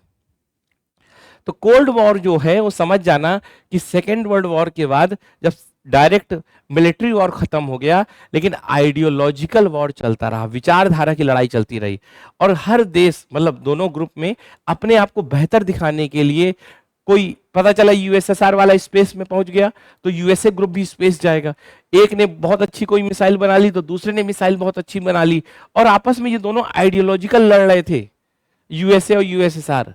और साथ में कई बार तो क्या करते थे, प्रॉक्सी वॉर करते थे। प्रॉक्सी वॉर मतलब है खुद की लड़ाई पर लड़वा किसी और को दे रहे हैं, जैसे आज के डेट में भी यही होता है। जैसे रूस और यूक्रेन वॉर है तो कहा जाता है कि यूक्रेन नहीं लड़ रहा है, यूक्रेन को कोई लड़ा रहा है, इसे प्रॉक्सी वॉर कहते हैं, ठीक। तो ये पूरा का पूरा मैंने आपको बता दिया कि cold war was a period of intense rivalry between the United States and the Soviet Union after the World War two. It is called cold because there was no direct large scale war. आपको याद रखना हमेशा word क्या लिखना है, ideological rivalry, ठीक है, वैचारिक लड़ाई थी। कोल्ड वॉर की डिफिनेशन बताना, political, ideological, military conflict between two super power based on capitalism and communism. Capitalism वही वही लिबरलिज्म की बात मैं बता रहा हूँ, और कम्युनिज्म वही। प्रॉक्सी वॉर होता था, आर्म रेस होती थी, पता चला 4 न्यूक्लियर पावर तुम्हारे, 5 हमारे पास, 6 तुम्हारे पास, 7 हमारे पास, तुम्हारे पास मरीन न्यूक्लियर पावर, तो हमारे पास दूसरा मरीन न्यूक्लियर पावर। इस तरह की आपस में लड़ाई करते रहते थे, ठीक। और ये लड़ाई कब तक चली? 1945 से लेकर 1991 तक। क्यों? क्योंकि 91 में यूएसएसआर टूट गया, और जब यूएसएसआर टूट गया और टूट के बस रूस बन गया और कई सारे देश और निकल गए, तो एक आदमी जब हार गया तो बस खत्म, ठीक है। याद रखना 1945 से लेकर 1991 तक, 1991 तक देश, पूरा विश्व जो था वो था बाइपोलर ऑर्डर। बाइपोलर मतलब पूरे देश, पूरे विश्व में दो लोग थे, बाइपोलर, दो ध्रुवीय व्यवस्था थी, दो थे। 1991 के बाद फिर केवल जब यूएसएसआर टूट गया तो यूएसए ही बचा, और उसको कहा गया यूनिपोलर वर्ल्ड ऑर्डर। यूनिपोलर मतलब अब केवल एक शक्तिशाली बचा, जो यूएसए कहेगा वही होगा। लेकिन फिर उसके बाद क्या हुआ? धीरे धीरे आज की डेट में आप देखोगे कि यूएसए भी अब उतना पावरफुल नहीं रहा। चीन, रूस, भारत सब मिलके आपस में, पूरे विश्व में अब कोई ऐसा नहीं है जो अपने आप को कहे कि मैं ही सबसे शक्तिशाली। वैसे तो है कहीं ना कहीं अभी तक यूएसए ही, लेकिन अब देखो ईरान तक को नहीं हरा पा रहा, ठीक। तो अब हो गया है मल्टीपोलर वर्ल्ड ऑर्डर। याद रखना, बाइपोलर, यूनिपोलर, मल्टीपोलर, ठीक है। द्विध्रुवीय, ठीक है। द्विध्रुवीय के बाद सीधे बहुध्रुवीय। चलो आगे चलते हैं। आइडियोलॉजिकल कन्फ्लिक्ट है, arm race, formation of military alliance, proxy war, propaganda and politics. Basically जो कोल्ड वॉर का फीचर्स है उसमें क्या होता था, यही होता था। आर्म रेस बहुत ज्यादा होती थी, जैसे न्यूक्लियर वेपन, बहुत तरह के वेपन बनने लगे। रूस आज की डेट में जो मिलिट्री में सबसे आगे है, वेपन्स में सब में आगे है, वो उसी समय के कारण है, ठीक है। फॉर्मेशन ऑफ मिलिट्री अलायंस, देश आपस में मिलकर संगठन बनाते थे, जैसे नाटो सबसे बड़ा संगठन है इस समय, ठीक है। तो प्रॉक्सी वॉर बहुत चलता था, जैसे कोरिया में मैंने बार बार नाम लिया। प्रॉक्सी वॉर का मतलब युद्ध कर रहे हैं यूएसए और यूएसएसआर, पर फंसाए दूसरे को कठपुतली की तरह, जैसे आज की डेट में यूक्रेन, ठीक है। प्रोपेगेंडा फैलाया जाता था कि यूएसएसआर आएगा तो सभी पूंजीपतियों को खत्म कर देगा, सभी बिजनेसमैन को खत्म कर देगा, हमको आने दो। और वहां से यूएसएसआर फैलाता था कि पूंजीपति पूरे देश का शोषण करते हैं, केवल 2 लोगों की सरकार, 3 लोगों की सरकार, अमेरिका अमीरियों की सरकार, गरीबों का शोषण होगा। तो वही है, एक प्रकार से अपनी अपनी बातें कहते थे। जैसे आज की डेट में देखो कई मूवी है, जैसे भारत की पहले की मूवी देखोगे तो सारी पहले की मूवी में आप देखोगे कि जो विलेन होता था वो पूंजीपति होता था। तो शायद कहीं ना कहीं से यूएसएसआर की आइडियोलॉजी से ही था। इंपैक्ट ऑफ वर्ल्ड पॉलिटिक्स क्या हुआ अब समझो। कोल्ड वॉर से पूरे विश्व में क्या असर हुआ? तो मैंने बताया बाइपोलर वर्ल्ड ऑर्डर, एक यूएसए था, एक यूएसएसआर था। पूरे विश्व में आर्म रेस बहुत ज्यादा चली, फॉर्मेशन ऑफ अलायंस हुए, जैसे नाटो, जैसे वार्सा पैक्ट, है ना। जैसे मान लो यूएसए ने क्या कर रखा था, नाटो बना रखा था एक संगठन। नाटो आपको पता ही है कि यूरोप के बहुत सारे देश यूएसए के साथ मिलके ऐसा मान के चलते हैं कि पूरे विश्व में अगर कोई भी देश नाटो के किसी संगठन पे अटैक करेगा तो पूरा नाटो पे हमला माना जाएगा। जैसे उदाहरण के तौर पे मैं आपको बताऊं कि अफगानिस्तान पे जो लड़ाई हुई थी वो नाटो से ही हुई थी, तो उसमें देखोगे आप यूएसए के सैनिक भी थे, इंग्लैंड के सैनिक भी थे। इस बार ऐसा नहीं है, ईरान पे हमला हुआ यूएसए का, यूएसए सोच रहा था कि मैं अपने साथ नाटो को भी ले लूं, लेकिन नहीं माना गया, ठीक। तो तुरंत उसके खिलाफ यूएसएसआर ने वार्सा पैक्ट किया, तो अपना लोगों को मिलाया। प्रॉक्सी वॉर बहुत ज्यादा चलता था। प्रॉक्सी वॉर मैंने बताया ही आपको, indirect Wars fought in other country, मतलब यूएसए यूएसएसआर लड़ाई कहाँ कर रहे हैं, दूसरे देश में, 2 देशों को आपस में लड़ा दिया। जैसे मान लो कि अगर भारत और पाकिस्तान लड़ रहे हैं, सपोज करा कि पाकिस्तान को पैसा यूएसए दे रहा है और वो पाकिस्तान नहीं लड़ रहा, वास्तव में यूएसए लड़ रहा है, ऐसा भी हो सकता था, मतलब है नहीं कहीं, ठीक है, समझाने के लिए आपको बताया। और कोल्ड वॉर में हुआ क्या कि उसी समय मैंने आपको बताया कि कोल्ड वॉर कब शुरू हुआ, 1945 के पास, और 1947 से भारत आजाद हुआ। और न केवल भारत आजाद हुआ बल्कि बहुत सारे और भी देश आजाद हुए। जब बहुत सारे देश आजाद हुए तो यूएसए और यूएसएसआर ने कोशिश की कि तुम मेरे ग्रुप में आ जाओ, तुम मेरे ग्रुप में आ जाओ, पर कुछ देश ये कहते थे कि भैया हमको माफ करो, हमें किसी ग्रुप में नहीं आना, हम एक वैसे भी अपने यहाँ गरीबी जैसी लड़ाइयाँ लड़ रहे हैं, आपस में तुम लोगों के चक्कर में हम क्यों लड़े, मतलब तुम दोनों की लड़ाई हम बेफालतू का फंसे। तो कुछ लोगों ने मिलकर कहा हमको नॉन अलाइनमेंट मूवमेंट, हमें किसी ग्रुप में नहीं जाना, और उसी को कहते हैं गुट निरपेक्ष आंदोलन। ठीक है। कोल्ड वॉर में वास्तव में बहुत ज्यादा कलह हो रही थी, बहुत ज्यादा टेंशन, तो कई बार इंटरनेशनल इंस्टीट्यूशन बनाए गए ताकि आपस में शांति हो सके। लेकिन याद रखना, कोल्ड वॉर में टेक्नोलॉजिकल और स्पेस सेक्टर में बहुत ग्रोथ हुई। वो बात अलग की लड़ाई के नाम पर हुई, लेकिन बहुत ज्यादा वॉर हुई, और यही चीजें आपको सब लिखनी है। ठीक है।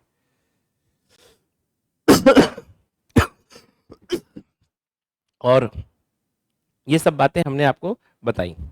ठीक, समझ में आई बात?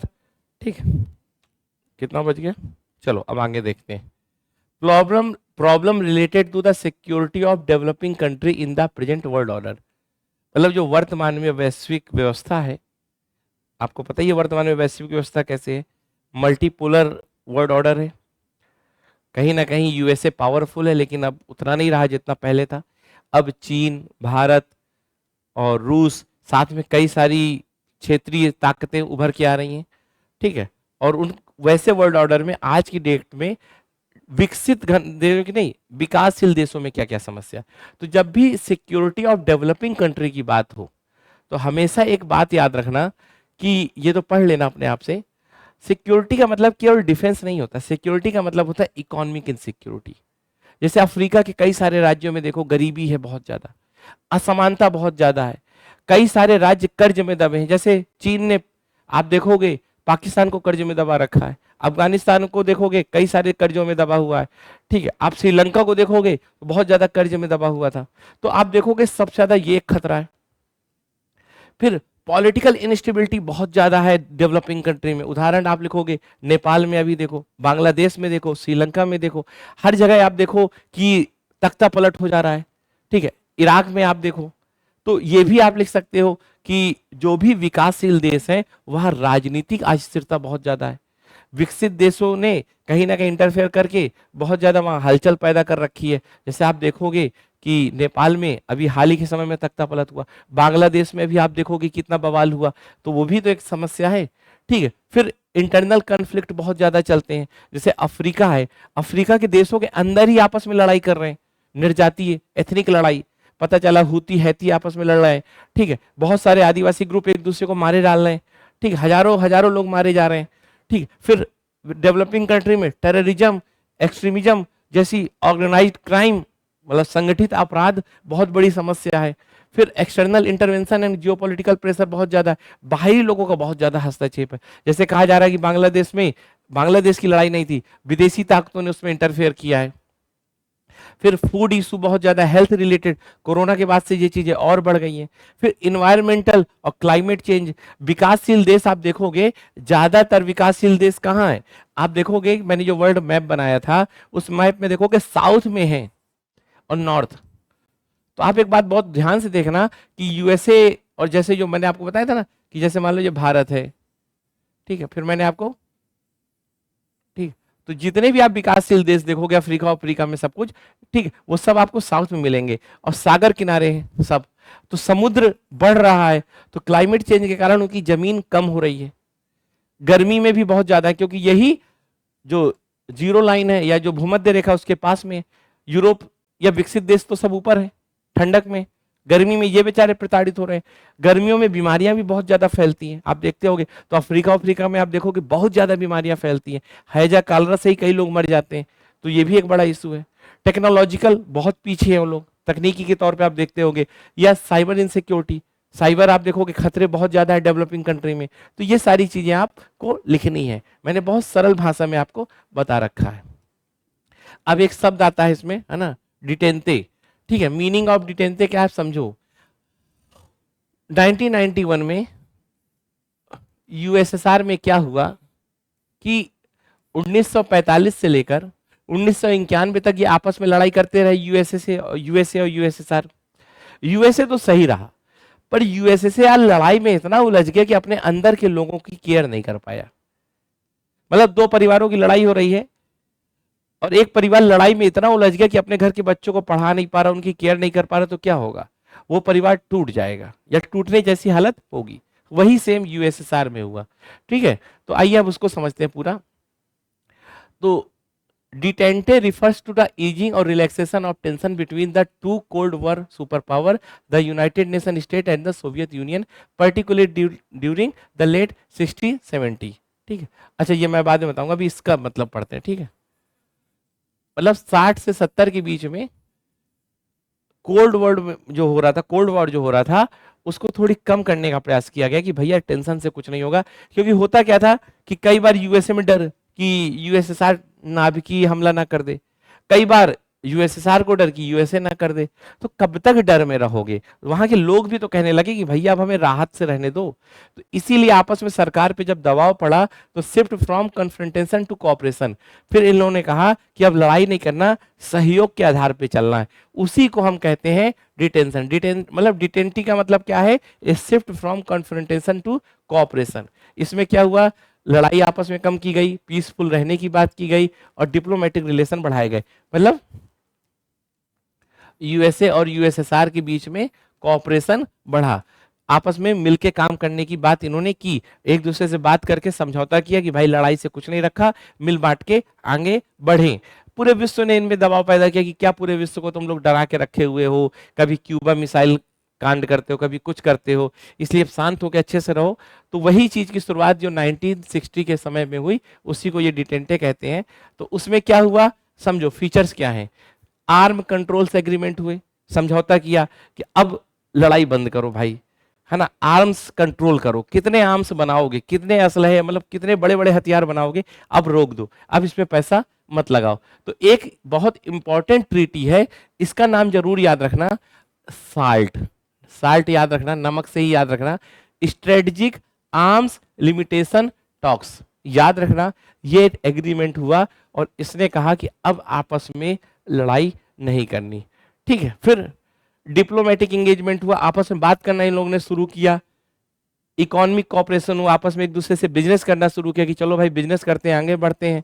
क्राइसिस मैनेजमेंट करना चालू किया कि जब भी कोई दिक्कत आएगी तो बात करके सुधार लेंगे, मान लो कोई लड़ाई की चांस हुए भी तो आपस में बात करेंगे। जैसे क्यूबा मिसाइल क्राइसिस आई थी, उसको बात करके संभाला गया।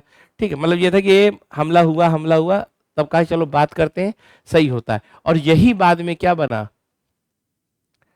धीरे धीरे जाके मामला सुलझा। अब आगे चलते हैं। ठीक है, event leading to the end of cold war, ऐसी कौन सी चीजें हुई जिससे कोल्ड वॉर खत्म होने के चांस बनने लग गए, है ना। कोल्ड वॉर खत्म तो 1991 में हुआ, लेकिन कंडीशन तो पहले ही बनने लगी थी ना। तो मैंने आपको बताया economic weakness of Soviet union, मैंने आपको बताया कि सोवियत यूनियन या जो यूएसएसआर था वो लगातार युद्ध में, आर्म्स की लड़ाई में, मतलब हथियारों की रेस में फंसा रहने के कारण शिक्षा स्वास्थ्य पे ध्यान नहीं दे पाया और वहां के लोग पीछे होते गए। उसका फायदा लीडरशिप ऑफ मिखाइल गोर्बाचेव, है ना। ठीक है,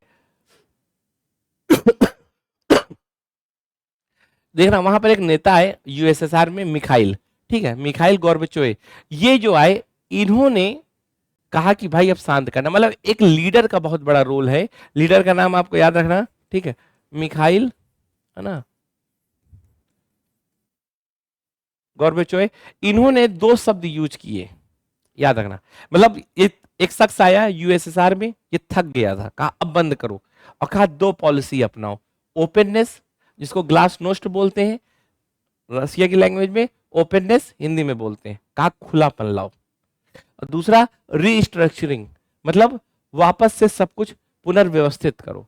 तो बेसिकली जो मिखाइल आए, मिखाइल ने कहा कि खुलापन और रीस्ट्रक्चरिंग करने का समय आ गया है। इसलिए क्योंकि तंग आ गया था ना वो भी, जैसे मान लो अभी यूएसए है, लगातार युद्ध करता रहे, तो कोई नया राष्ट्रपति जो आएगा वो कहेगा कि बंद करो ये सब, क्योंकि आया ही इसीलिए होगा, जीत के लोगों ने इसीलिए जिताया होगा कि भैया इसको भगाओ, सही करो। ठीक, तो ये बेसिकली मिखाइल गोर्बाचेव जो नाम था वो जरूर याद रखना, और ये दो शब्द याद रखना, ग्लासनोस्ट और पेरेस्ट्रोइक। पेरेस्ट्रोइक, है ना,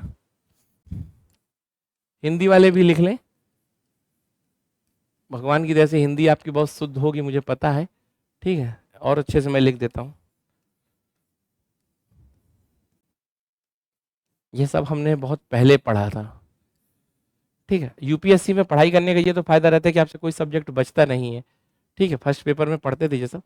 तो पेरेस्ट्रोइक और ग्लासनोस्ट, ठीक है, तो ओपननेस और रिस्ट्रक्चरिंग, ठीक है। फिर कई सारी ट्रीटी हुई, मैंने आपको बताया था। फॉल ऑफ बर्लिन वॉल, आपको पता होगा कि बर्लिन, मैंने बताया था जर्मनी, जर्मनी के बर्लिन में मैंने बताया था कि 1989 में जो दीवार बनी थी उसको तोड़ दी गई, और जैसे ही ये दीवार टूटी तो एक बात पूरी फैल गई। अब इस तरह की लड़ाई में दुनिया नहीं उलझना चाहती। 1989 में यूट्यूब में सर्च भी करना, एक दीवार है पूरी बनी है, जर्मनी, जर्मनी की राजधानी बर्लिन, बर्लिन में एक दीवार बनी है, दीवार के साइड कम्युनिस्ट और इस साइड कैपिटलिस्ट, लेकिन वो दीवार तोड़ दी क्योंकि बर्लिन वाले खुद समझ गए थे कि हम इस तरह की विचारधारा में फंस के अपना ही नुकसान कर रहे हैं, ठीक है। फिर ईस्टर्न यूरोप में, जो पूरा का पूरा मैंने आपको यूरोप का पार्ट बताया था मैप में, ईस्टर्न और वेस्टर्न, तो मैं वेस्टर्न यूरोप जो ज्यादा था वो कैपिटलिस्ट था। ईस्टर्न यूरोप जो था वो रूस के साथ था और यूएसएसआर के तौर पे वो जुड़ा हुआ था। लेकिन धीरे धीरे वहां के लोगों में आवाज आने लगी, वहां खिलाफत होने लगी, वहां जो कोलैप्स कर गया, सब अलग अलग होने लगे देश, ठीक है, वो चीज ने यूएसएसआर को कमजोर कर दिया और अंत में 1991 में यूएसएसआर टूट गया, और टूट गया तो खत्म। अब कोल्ड वॉर का क्या इंपॉर्टेंस है ये पूरा आप पढ़ लेना।